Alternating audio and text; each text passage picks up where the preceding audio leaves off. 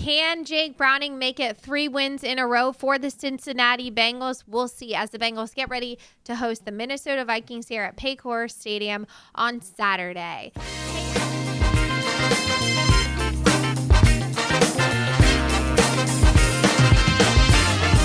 Hey everyone, it's Kelsey Conway here at the Enquirer studio with Bengals Beat podcast producer Sam Green. We are here at the Enquirer studios to break down this exciting matchup between the Bengals and the Vikings. And there's a lot to talk about in this matchup, but most of the conversation will be about the quarterbacks playing in this game. Kirk Cousins, the Vikings starting quarterback, out for the season with an Achilles injury, and Bengals quarterback Joe Burrow out for the season with a wrist injury. So both teams will be playing their backups, and for the Vikings, it's their third backup this season. Nick Bolins is going to get the start over Josh Dobbs, who was brought in to back up Kirk Cousins a couple months ago. And for the Bengals, it continues to be Jake Browning, and we will see what we get out of him on Saturday. So let's talk about this matchup a little bit before we bring in this week's podcast guest.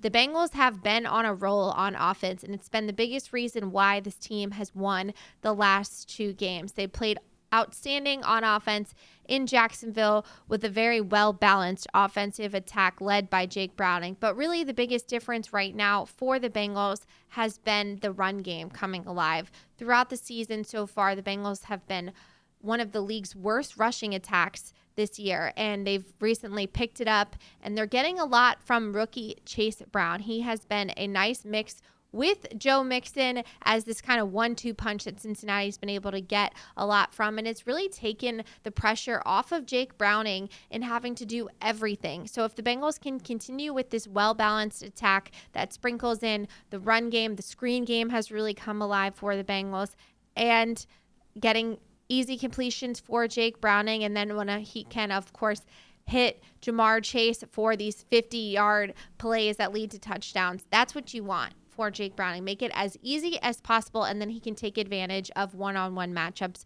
when he gets it with his wide receivers in T. Higgins and Jamar Chase. Well, the Bengals are very healthy for this point of the season. Right now on offense, they will have all of their offensive starters for Jake Browning. And then on the defensive side of the ball, other than Cam Taylor-Britt, who is on injured reserve right now, the Bengals defense will have all of their starters. So the Bengals, for this being middle of December, they're doing well from the injury report standpoint. Jamar Chase was on the injury report at the start of this week, but he assured reporters that he is going to play on Saturday. And he'll be going up against one of his best friends and one of the other best receivers in the NFL in Justin Jefferson, who is going to play. He's been battling injuries all season. So the Vikings are expecting him to play, and the Bengals are expecting to have to deal with Justin Jefferson. But it's been a struggle for the Vikings on offense the last couple of weeks without Kirk Cousins and Josh Dobbs kind of slumping.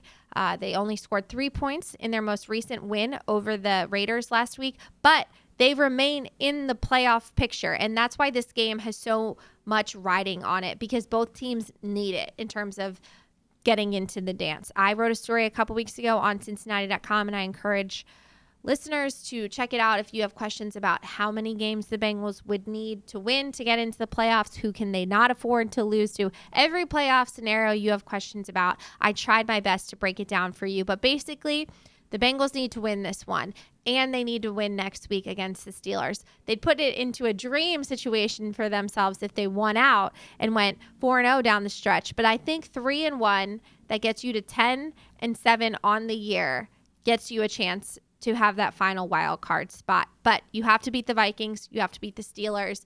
If you lose to the Chiefs, it's not the end of the world, but then you would then have to beat the Browns in that final week of the season. But they can't even think about that, because right now they need to focus on the Minnesota Vikings. And I've talked a lot about the offensive struggles for the Vikings, but one thing that is certain about this Minnesota team is how well their defense is playing under Brian Flores, the defensive coordinator in his first year with the Vikings. They blitz a lot. They're going to be pressuring Jake Browning, and this is the game where I think you're going to find out a lot about Jake Browning. Yes, he has showed flashes of just brilliance over the last couple of weeks, But this is a different type of defense, and you'll learn a lot about him because how he maneuvers things at the line of scrimmage and how he deals with the gauntlet of pressure that Flores is going to bring will tell you a lot. And if he's able to take care of the ball, that's the key here. Can't turn the ball over against this Minnesota team that's struggling on offense because that's what they want you to do. They're riding their defense, hoping that the defense can win them games. And how Jake Browning protects the ball will be the biggest key to this game. And it's fortunate for the Bengals that this one's at home because if it was in Minnesota, it would be a problem. The Vikings have one of the best home field advantages in the NFL, and that's not something the Bengals have to worry about, with Zach Taylor encouraging Bengals fans to be very loud this week and help them win against the Vikings. And if you beat the Vikings, then you can really start thinking about the playoffs for this team because you're one step closer. But you can't overlook the Vikings just because they're starting Nick Bolton. So we will see how this Bengals team looks on Saturday. And to get us ready for the game, I am going to bring on one of my favorite people in the sports media landscape, and you will definitely recognize her if you like the NFL. Her name is Jamie Erdahl. She is the host of Good Morning Football, NFL Network's very popular show for mornings. I watch it every morning as I'm getting ready for work or going through press clippings. It's just really nice to hear that crew. They do a great job of just making football fun and easy to understand and entertaining to listen to. So I've known Jamie for a couple of years now. She used to be the CBS Sports sideline reporter for the main SEC game every week and also does CBS sideline reporting for March Madness. She's a former basketball player, so she is great, and she just recently became the host last year of Good Morning Football and has done an amazing job. And the reason I wanted to have her on is because she's a Minnesota native and a Vikings fan, but as the host of Good Morning Football, she has to talk about every team. And this past week, when NFL Network's Good Morning Football crew gives out their game balls, which they do every Monday, all 4 of the members of the crew give out a game ball. She gave her game ball to Jake Browning.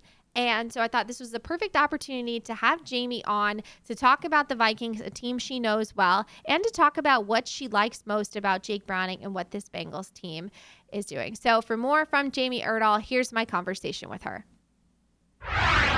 And I am so excited to bring on our guest this week as the Bengals get ready to take on the Vikings for what a couple months ago we might have not thought was going to be such a good game, but now you could argue it's one of the better games of the week in terms of just interesting storylines. And my guest today is someone who I admire so much, and I had a chance to meet her a couple years ago. And you know, when you hope one of like your idols is as nice and awesome in person as they look like on TV? Well, Jamie Erdahl, the host of Good Morning Football, is exactly that and more. And she's been kind enough to give me a couple minutes today. And the reason I want to have Jamie on for this specific game is, for those that don't know, Jamie is from Minnesota and is a Vikings fan.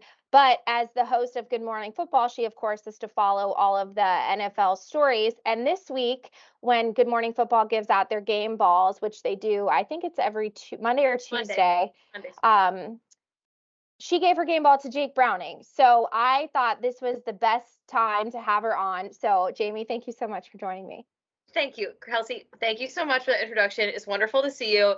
And if only the extra thing you could say is that I was on the sideline for this game. I know. My neighbor that I sit next to at the GMFB table, Jason McCourty, will be there. He rolls his eyes when he gets assigned Vikings games because he gets, approached by all like the people I used to intern for in Minnesota, all this stuff. He's like, can you just be here so you can say hi to them so I don't have to talk to them for you? So I wish so badly I was there for you, but I will be in Indianapolis instead. I will watch your game, and then I'll knock out the Steelers-Colts game. You might be giving more game balls to Cincinnati. We'll see, because this 2-game stretch, the Bengals season, it's funny, when I watch you guys, it started off, obviously, with all the talk about Joe's calf and just how bad the offense looked without him. And then you go to, he comes back and he has that amazing game in Arizona. And then they go on a little win streak. They beat Seattle at home. And then he gets hurt in that Thursday night game against the Ravens, which you could argue had all the makings to be the best Thursday night game of the year for Ware. And I think the Bengals would have ended up winning that game because of the drive that Joe had them on. Yeah. And then you go into their first game without Joe, looks pretty horrible against the Steelers. They run the ball only 8 times. You don't know what you think of Jake Browning. And then the last 2 games, Jake Browning has been outstanding. Zach Taylor has made some adjustments in the way that he's calling the game with Jake. And it's just been really fun to cover the Bengals right now, because when you see someone like this, and Jamie also covers March Madness, and we talk about those stories about the team that comes out of nowhere and makes a run at the Sweet 16. Like, you've covered so many of those. What have you enjoyed most when talking about the Bengals as much as you do when you look at like the season as a whole? I like looking at teams, and oftentimes we do this very naturally through the lens of the quarterback and the head coach, and really the personalities that drive those teams, because I think those are your leaders in the clubhouse. I think those oftentimes are the gentlemen. There's the rare occasion where it is somebody else in those roles that's doing that, but those are the two that are setting the tone and the tenor for your team that season. Having covered Joe Burrow at LSU when I was with CBS, I got to know Joe very well in his 2 years with LSU, and Jamar as well. So I knew what he was about and how he handles himself in a new locker room, in a new city. Not that Cincinnati was a new city for him, but in a new organization. So I was not surprised whatsoever that the beginning of his career has gone the way it has with the Bengals from a personality standpoint. So just wanted to set the table that way. When I saw Jake Browning come in, and when I've seen him subsequently in his press conferences and his family members in the suite, and the fact that Joe gave up the seats for Jake, I think there is something there that, like, those two seem to have something going on. Their personality seems similar. They have this kind of dry, smirky sense of humor. They obviously have incredible talent and work ethic. Joe's different than Jake that got them to these various points in their careers, but there is something for somebody to be able to pick up where you left off. And the fact that this team had the makings of things going well at the right times, and the fact that it was such a gut punch when Joe went out. But the fact that Jake, even though it took him a minute to figure it out, skill set aside, you need somebody who's just going to keep it going the way Joe was. And I think what I really applaud Jake for is everyone just seems so comfortable with him being in this role. And the fact that he's playing fantastic doesn't hurt either. When you look at this specific game against the Vikings, a team that, when they had Kirk Cousins, was operating at a really high level, then now this week, the Josh Dobbs story was great, but Nick Mullins is going to be the starter. So it's going to be Nick Mullins versus Jake Browning, which a couple of months ago you would have been like, yeah, what? I don't know about that game. But now you're like, okay, because the Vikings have so much to play for, and so did the Bengals. What are you expecting from the Vikings with Nick Mullins? Well, for as much as I would love to opine about how Nick Mullins could do the same thing that Jake Browning has done, I can't speak on that because I haven't seen it. I don't know it. I don't believe that necessarily could pan out that way. What I do believe is that this Vikings defense can travel, and whatever Mullins has to do, we talked about this with Zach Wilson a few weeks ago, just like we were trying to, was it Zach Wilson or was it when whatever, we were trying to create a standard for a Jets quarterback, whoever it was playing. We were like, just throw for 120 yards and don't turn the ball over, and maybe rush for your own 40. And it was just this kind of what I found condescending standard, but it was like, just do enough because the Jets defense was so good. A little bit I feel that way about the Vikings at this point, just coming off of what they did against the Raiders last week in that 3-0 game. It's like, your defense can hang with anybody at this point. The Vikings posted this video of their D coordinator, Brian Flores, like bopping around the locker room after that game. And a little bit, I was like, really? You just won 3-0. But I was like, hey, a shutout's a shutout. What are you going to do?